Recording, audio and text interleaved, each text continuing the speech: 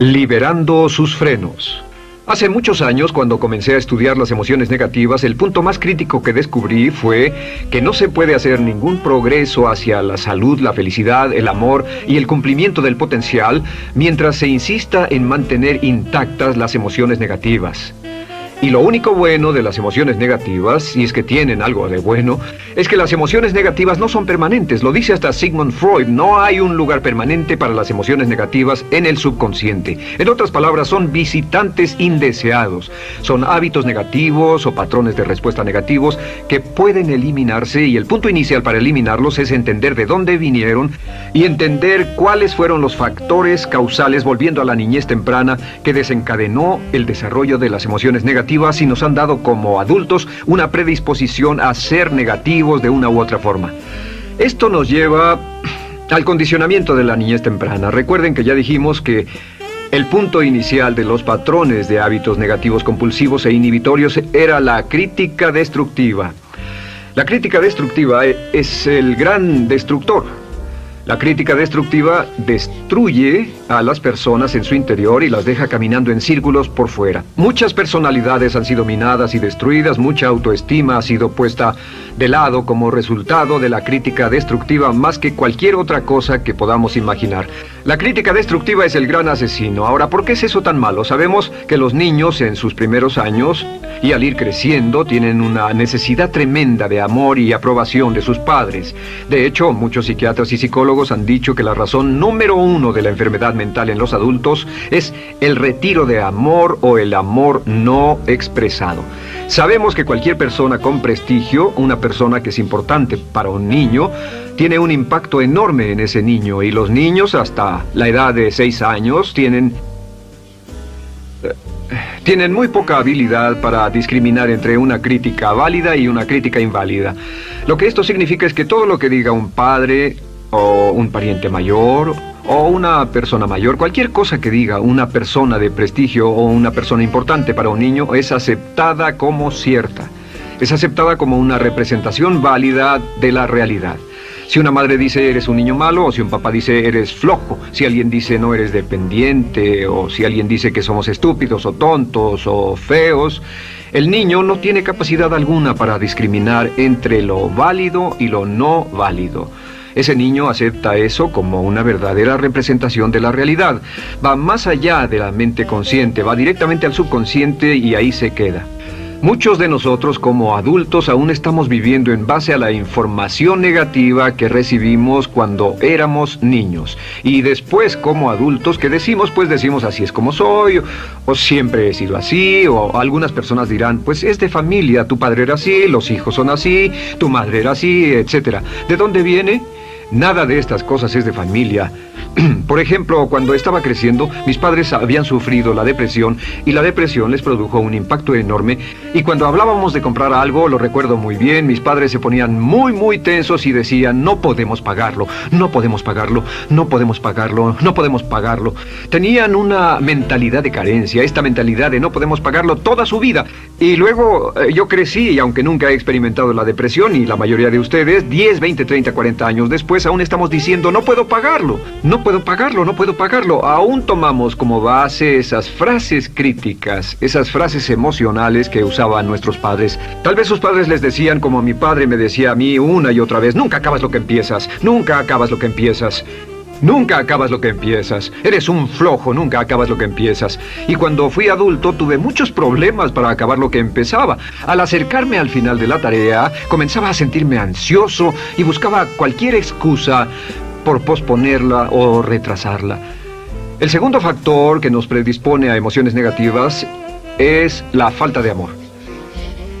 Sabemos que las personalidades de los niños se desarrollan al grado en que reciben una alta calidad y una alta cantidad de amor de sus padres. Existe una relación de 1 a 1 entre la cantidad de amor, la calidad de amor y una personalidad sana. Ese amor negado o la privación de amor es la causa clave de la infelicidad, la negatividad y la enfermedad mental en los adultos. Para que un niño se sienta realmente amado, el niño debe tener padres con buenos conceptos, y la mayoría de nosotros tuvimos padres que fueron víctimas de sus padres, que a su vez fueron víctimas de sus padres. Un escritor famoso dice que todo el mundo es víctima de una víctima. Todos son víctimas de víctimas. Nuestros padres quisieron criarnos de la mejor forma posible, pero ellos mismos fueron víctimas de víctimas.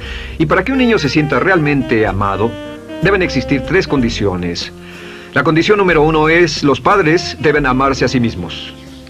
Los padres deben amarse a sí mismos. Recuerden, nunca le podrán dar más amor a otros que el que sienten por sí mismos. Si no se aman a sí mismos, no pueden amar a sus hijos. Si tienen un poco de amor por sí mismos, deben difundirlo en sus hijos. Si tienen poco amor por sí mismos y es absorbido por sus esposos, entonces, a veces, aunque deseen amar a sus hijos, no tienen amor que darles. Sus padres querían amarlos y en muchos casos no tenían amor para darles. Y eso es porque nunca lo recibieron cuando crecieron. El segundo requisito es: los padres deben amarse mutuamente. Para que un niño crezca sintiendo confianza en sí mismo, crezca sintiéndose amado, a salvo y seguro, debe crecer en un ambiente donde los padres se amen. No hay nada que le dé más temor a un niño que crecer en un hogar donde los padres peleen entre sí, donde los padres no se amen, donde haya dificultades, porque el niño siempre tiene una tendencia, primero que nada, ser una víctima, pues al niño se le grita y se le vocifera, y entonces cree que la razón por la que mamá y papá pelean es su culpa. Ahora, una investigación interesante: como hay muchas familias de un solo padre, la investigación interesante muestra que cuando uno de los padres se va como resultado de una separación o un divorcio, los niños que quedan invariablemente están convencidos de que la razón por la que el otro padre se fue se debió a algo que él hizo. Y es importante que si un matrimonio o una relación va a terminar y uno se va a ir, que el padre que se quede les diga a los niños una y otra vez que la razón por la que la relación no funcionó no tuvo nada que ver con ellos. Solo tuvo que ver conmigo y con papá, conmigo y con mamá. No tiene nada que ver con el niño. El niño necesita oírlo muchas veces antes de que se sienta confiado y seguro. Y por supuesto, siempre es mejor que un niño sea criado por un padre que lo ama que por 2 padres que no se aman. Una tercera condición que debe cumplirse si no quiere que exista la falta de amor es que los padres deben amar al niño. Los padres deben amar al niño. Bueno, esto parece muy obvio y muy lógico. La verdad es que, y esto es lo más difícil para usted y para mí como adultos, que ni siquiera lo pensamos, que es posible que nuestros padres no nos quisieron. No porque no lo intentaran, querían amarnos y tenían la intención de hacerlo, desde luego, etcétera, etcétera, pero simplemente como tenían conflictos mutuos y problemas sin resolver con sus padres, y sufrieron la guerra y la depresión, tenían que hacer carrera y otras responsabilidades, nunca lo lograron totalmente. ¿Entienden? Esa fue la dificultad. Lo deseaban, pero nunca lo lograron. La única forma en que puede amarse a un niño es pasando una gran cantidad y calidad de tiempo con el niño. Tiempo en gran cantidad y calidad con el niño. 10 minutos al día no bastan. Los niños se consideran valiosos según el grado en que las personas más importantes en su vida pasen tiempo con ellos. Si las personas más importantes en su vida, sus padres, solo pasan poco tiempo con ellos, los niños concluyen que la razón para ello es que tienen muchos defectos, que hay algo esencialmente malo en ellos y que por eso sus padres no pasan más tiempo con ellos. Los niños no piensan con la razón, lo hacen en forma emocional. Solo piensan: mi padre está aquí, me ama, y si no pasa tiempo conmigo, él o ella no me aman. Y si cualquiera de esas 3 condiciones existió o más cuando estaba creciendo, los padres no se amaban a sí mismos, o no se amaban mutuamente, o tal vez no lo amaban porque nunca lo lograron, aunque querían, entonces usted debe haber crecido en conjunción con la crítica destructiva que se llama culpa. ¿Y qué es la culpa? Pues simplemente la culpa es un sentimiento de no valer mucho. ¿De dónde sacamos este sentimiento? Lo obtenemos cuando continuamente gente importante nos critica en nuestra vida y simultáneamente no nos dan el amor que necesitamos. Sentimos que no valemos mucho o que no valemos nada. Y un sentimiento de culpa nos lleva a un sentimiento de falta de mérito, falta de valor y culpa. Y esa culpa, ese sentimiento de falta de mérito, es el mayor problema del siglo XX, la principal fuente de enfermedad mental. Es la fuente principal de los problemas en las relaciones, la fuente principal de enfermedad psicosomática, la fuente principal de la mayoría de los problemas que afectan a nuestra sociedad. Es el profundo sentimiento de culpa y falta de mérito que se expresa o se esconde en los pensamientos o en la actitud: no valgo suficiente, no valgo suficiente. No valgo suficiente. Ya hablamos de la autoestima y de lo importante que es. La autoestima significa me quiero mucho, me quiero mucho, me quiero mucho, me quiero mucho.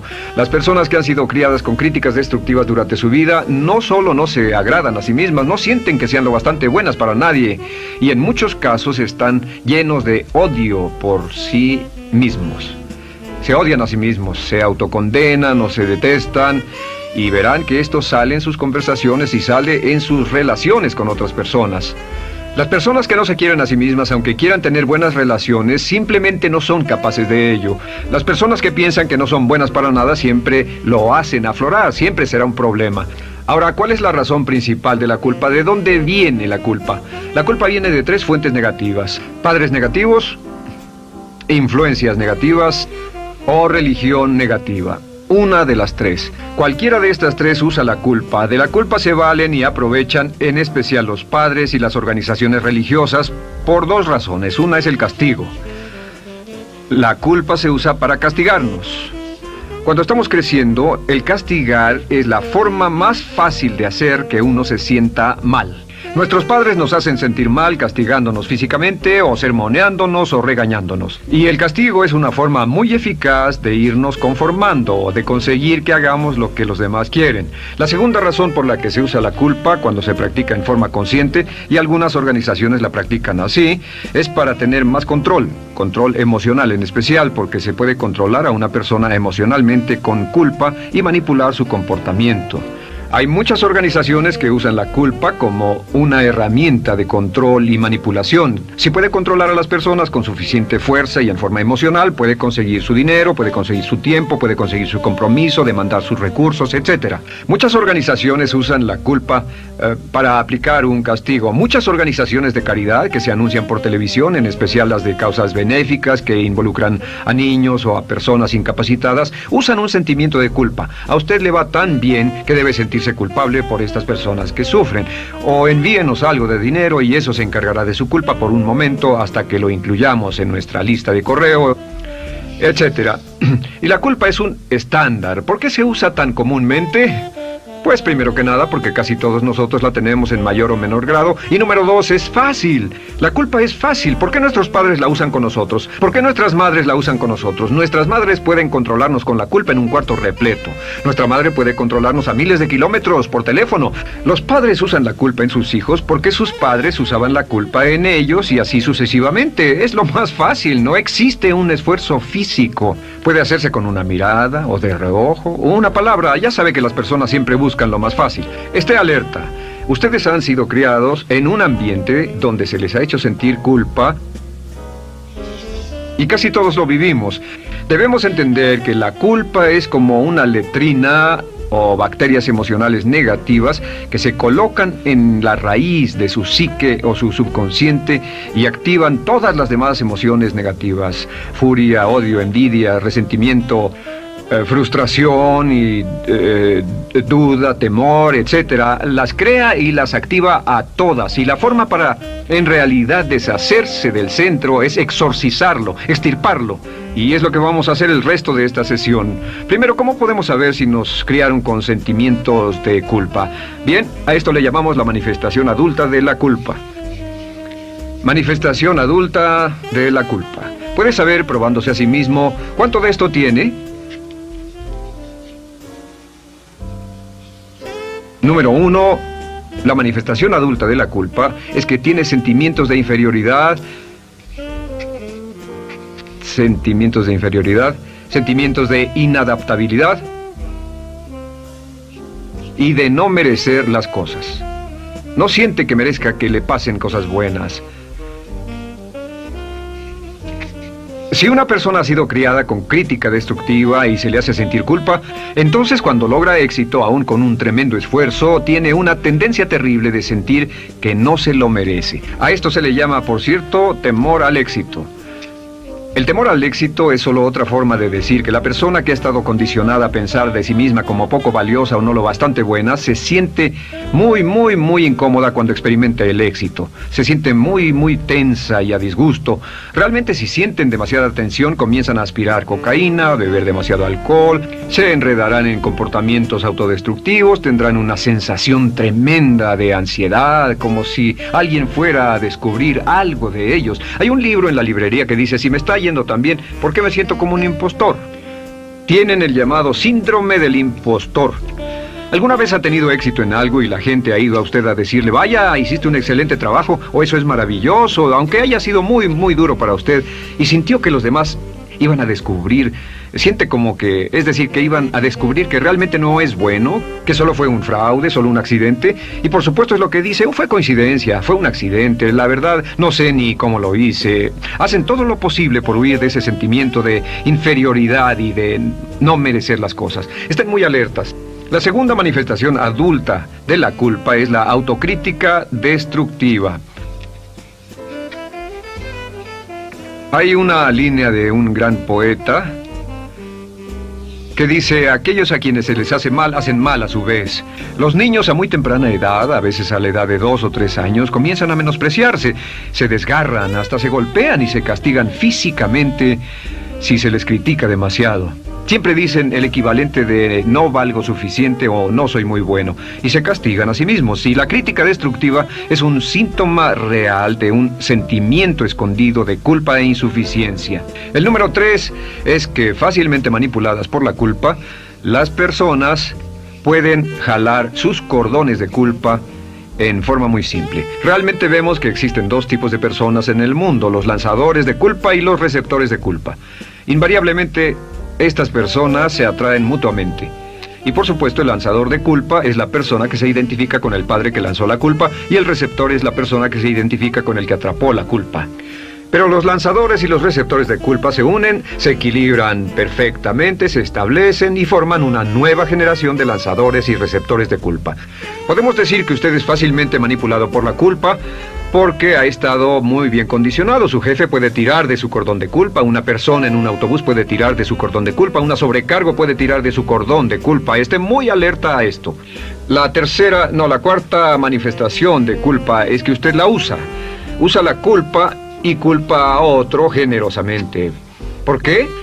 Pues si ha funcionado en usted, la hará funcionar en ellos. Le parecerá que es un intercambio, un trato muy justo. Usa la culpa y la culpabilidad y se convierte en la base de sus relaciones con los demás. Cuando algo sale mal, les echa la culpa a ellos. Algo sale mal, culpa a alguien más. En cuanto hay un problema, busca a quién culpar. Un experimento muy interesante con la cámara escondida hace algunos años fue que hicieron una plancha de hielo y la pusieron en la acera sin que nadie los viera. No hacía mucho frío, pero lo hicieron y observaron cómo reaccionaban las personas cuando pasaban por ahí, cuando caminaban por ahí, llegaban a esa plancha de hielo, se desequilibraban y se resbalaban, y lo primero que hacían era observar a la persona más cercana a ellos, enojados, verdaderamente furiosos. En otras palabras, buscaban a quién culpar. Y si no había nadie cerca de donde habían caído, se levantaban otra vez, miraban a su alrededor, no había nadie, y entonces pateaban el piso, pateaban con fuerza y se iban.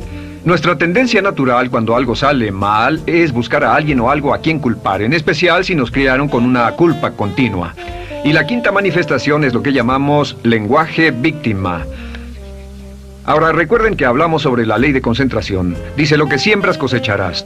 También dice, si usas lenguaje de víctima, mantienes viva la culpa, la refuerzas, la edificas, la cultivas, la utilizas. El lenguaje víctima es lenguaje como no puedo, no puedo.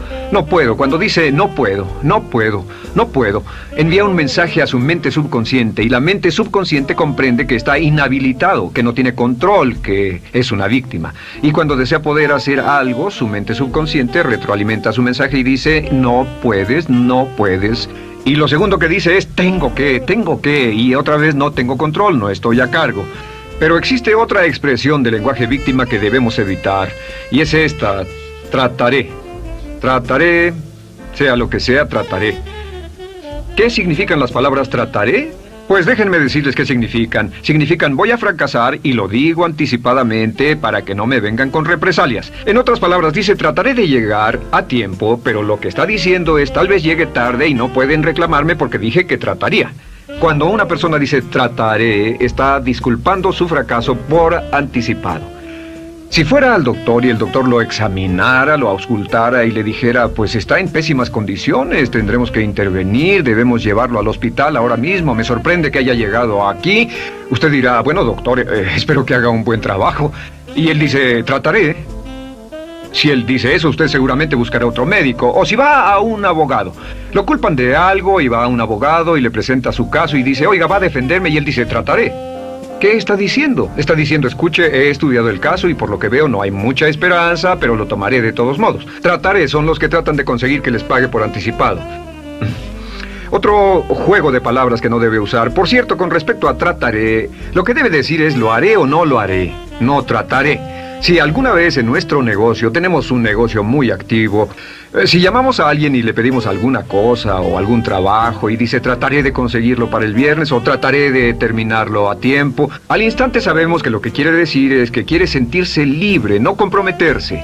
Así que nunca dejamos que nadie se vaya con un trataré, debe ser hecho o no, y queremos obtener una seguridad. Si hace falta, nosotros lo hacemos. Cuando dicen trataré, lo que están haciendo es que se están lavando las manos. Esté alerta, la otra palabra es desearía. Dicen que un deseo es una esperanza o una meta sin energía detrás. Desearía. ¿Qué significa un deseo?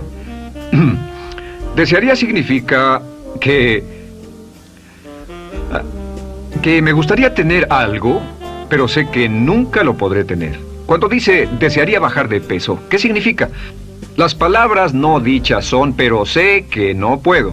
¿Por qué no? Por las excusas que tiene y el metabolismo que tiene y los problemas, etcétera. Siempre hay razones por qué debe salir, etcétera. Desearía dejar de fumar, desearía estar en forma. Desearía, desearía, desearía. Cuando usa la palabra desearía, le muestra al subconsciente que esto es algo que no cree que le sea posible lograr o adquirir. Entonces el subconsciente descarta completamente esto como meta y no le da energía, ni motivación, ni impulso, ni deseo de lograrlo. Así que esté muy alerta al lenguaje víctima. Esté alerta a la expresión sí, pero. O lo haría, sí, pero. Alguien le dice, haga esto, y usted dice, sí, pero. La palabra pero, por cierto, es el gran borrador. Si una persona le dice, podría incrementar sus ingresos o incrementar su rendimiento, ser una persona mejor o más feliz o bajar de peso o lo que sea, no importa. Y usted dice, sí, pero, lo que está diciendo es que está borrando toda la aseveración que ha dicho antes. Manda un mensaje a su subconsciente que dice, no hay posibilidad. Y no hace esfuerzo, no otorga energía, no ejerce capacidad alguna hacia el logro de esa meta. Y las personas que han sido criadas con culpa tienen 5 cualidades o 5 manifestaciones de adultos. Una es que se sienten inferiores, se sienten inadecuadas, sienten que no merecen que les pasen cosas buenas. Estén muy alertas a eso. El número 2... se autocompadecen continuamente, usan la autocrítica destructiva. El número 3, usan la culpa y la culpabilidad en ellos y en otros. El número 4, son manipuladas por la culpa. Y número 5, usan lenguaje víctima. Así que, ¿cómo nos deshacemos de la culpa? ¿No es sorprendente cómo se aclara esto? Este pizarrón, todo se borra. Tengo una varita mágica cuando me voy a sentar al escritorio. Entonces, ¿cómo nos deshacemos de la culpa? Para deshacerse de la culpa...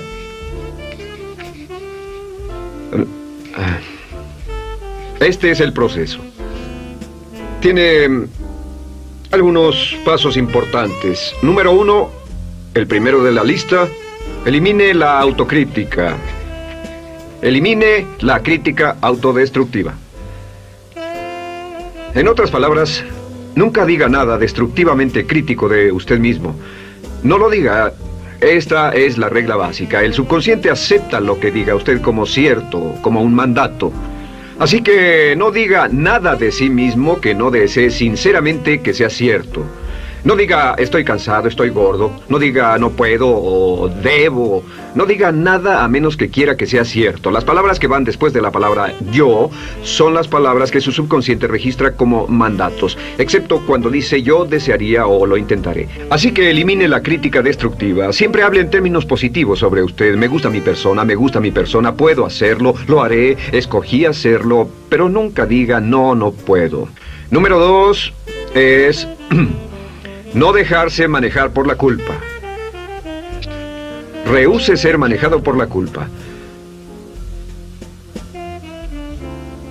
Porque cada vez que le permita a alguien que lo manipule por la culpa, ¿sabe qué pasa? Refuerza y hace más poderoso el efecto de la influencia de la culpa en su vida. Cuando yo crecí, debo decir que yo crecí en una familia que estaba muy influenciada por la religión negativa. Realmente mi madre, Dios la bendiga, tenía un cinturón negro en el pecado e hizo un trabajo verdaderamente soberbio en ello. Y yo tardé en sobreponerme. Cuando me casé con Bárbara, ella también venía del mismo tipo de familia y recapacitamos. Hay una hermosa respuesta cuando uno de los dos caía de nuevo en los viejos patrones. Decía, no tratas de hacerme sentir culpable, ¿o sí? No tratas de hacerme sentir culpable, ¿o sí? Solo diga, no tratas de hacerme sentir culpable, ¿o sí? Y no deje que las personas lo manipulen usando la culpa. El número 3, no use la culpa o la culpabilidad y anuncie que no va a usarla. No la use en otras personas y permita que sus hijos o su cónyuge digan lo mismo. No tratas de hacerme sentir culpable, ¿o sí? Repítalo una y otra vez. Y si la otra persona le dice eso es lo que trato, contéstele no va a funcionar. Y no funcionará. Es que la culpa solo funciona mientras usted no sepa que está siendo usada en usted. El número 4 es lo que llamamos la ley del perdón. Es la más importante de todas. Realmente es el centro, es el meollo de toda esta sesión. La ley del perdón simplemente dice que usted está sano mentalmente hasta el grado en que pueda perdonar libremente y olvidar las ofensas. Que su habilidad para perdonar a los demás es la clave que determina su felicidad y su éxito en la vida. Su habilidad para perdonar a los demás es la única forma de eliminar la culpa. Su disponibilidad para perdonar a los demás y olvidar ofensas es el determinante más importante de si usted está o no totalmente integrado y es un adulto que funciona como ser humano. Porque la tendencia de culpar y de guardar rencores es una tendencia patológica infantil que la poseen todas las personas que están enfermas mentalmente. La habilidad para olvidar, para perdonar libremente, es la marca del ser humano realmente iluminado. Ahora, acepte eso como real. Hay 4 personas a las que debe perdonar. Número 1, perdone a sus padres. Perdone a sus padres por todo lo que le hayan hecho para herirlo. La mayoría de nuestras investigaciones muestran que casi todos nuestros problemas como adultos se remontan a no estar dispuestos o no poder perdonar a nuestros padres por algo que hicieron que nos hirió. Perdónelos un 100%, escríbales, llámeles por teléfono, dígales, o cuando menos perdónelos en su corazón, pero perdone a sus padres. Número 2, perdone a los otros. Perdone a todos los demás. Perdone a todos los que lo hayan herido de algún modo, por cualquier cosa, y déjelo así. Ahora, hay muchos que dicen no puedo perdonar a esa persona por lo terrible que me hizo, pero recuerde esto, el perdón es perfectamente egoísta. El perdón no tiene nada que ver con la otra persona, solo tiene que ver con su paz mental y con su propia integridad mental. Número 3, perdónese a sí mismo. Perdónese por todas las cosas débiles, tontas, insensatas y estúpidas que haya hecho, porque todas las personas han hecho cosas tontas, insensatas, estúpidas y ridículas, pero perdónese en un 100%. Y finalmente, la última parte de esto, si ha hecho algo que hirió a alguna persona, vaya a disculparse. Es sorprendente el hecho de vidas que se arruinan año tras año por personas que no tienen la fortaleza intestinal, las agallas y el valor para decir lo lamento. Una de las cosas más importantes es desarrollar carácter hasta el grado en el cual hacemos las cosas que son muy difíciles para nosotros, hasta el grado en el cual hacemos las cosas que sabemos que están bien, aunque sean difíciles, en especial cuando son difíciles emocionalmente. Y la clave para deshacerse de la culpa, la clave para ser una persona total y completamente positiva, es perdonar a los demás. Perdone a las personas con quienes ha sostenido una relación. Perdone a sus jefes anteriores.